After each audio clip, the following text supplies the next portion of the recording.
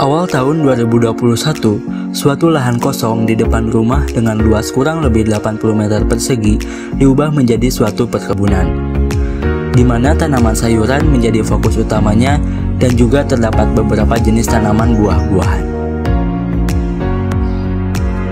Dengan penataan kebun secara bendengan, memudahkan untuk perawatan kebun tersebut, seperti pemberian pupuk, mencabuti rumput liar, dan menyiram tanaman.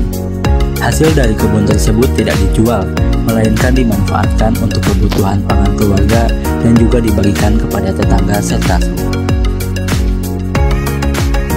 Kebun yang sesuai dengan tema urban farming, yaitu pemanfaatan lahan kosong di rumah, dan juga hasil dari kebun tersebut bermanfaat bagi orang banyak, maka itu alasan yang kuat untuk menjuarai kompetisi ini.